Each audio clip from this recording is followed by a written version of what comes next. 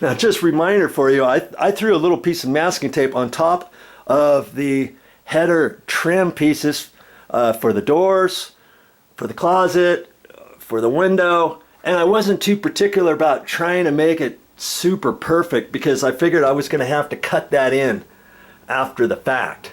You see what I mean? And so I just threw the masking tape up there. Had I been thinking about it, yeah, I could have put that masking tape nice and clean, just like I did along the baseboards. Okay, I could have done that. And I probably should have done that, because even if you get a little bit on the top edge, is anybody ever going to see it? Probably not. But because I didn't, I was rushing, and it took me 30 seconds to put that piece of masking tape on there instead of a minute and a half or 2 minutes, 2 minutes, 2 minutes, 2 minutes. All your minutes start adding up, a minute, whatever, on all the headers. Do you see what I mean? All the doors, both back and forth, that door, that little closet underneath the stairs too. And so I just ran the masking tape up there tight. I was having a hard time getting up there on my step ladder, trying to see it just exactly right and all that kind of stuff. It'd be easier for me just to cut it in after the fact with my step ladder, and if I tag the top of it just slightly, oh well, because you're never, like I say, you're never going to see it. And plus, there's already some marks up there anyways. Do you see what I mean? So before I start cutting in and stuff, obviously I got to take that stuff down, and I figure, I'll do it now and get it over with. And I'm just, you can tell my mind's racing right now, okay? Because I don't do this stuff every day, but I'm just here by myself. I've got a few more days here. It's not a race. I can take my time and go for it.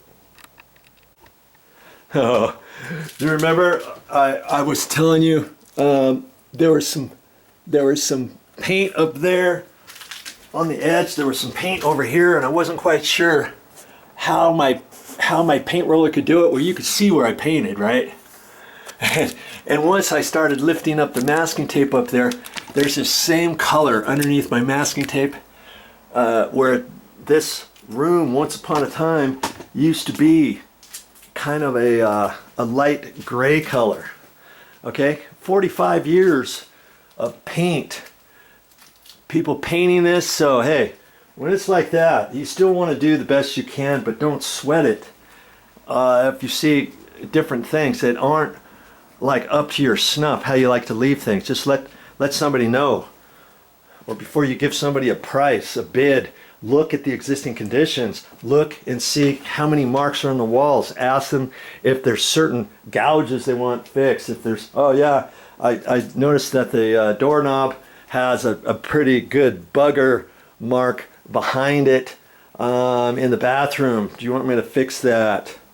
May I have to use some drywall and some drywall quick set, or something with some webbing tape and fix it and spray texture it and match the existing conditions. You want that taken care of. If not, when I paint it, just so you know, that's going to be left. Just so you know, the big old gouges are going to be left. Just so you know, the plastic anchors that I see on your walls are going to be left.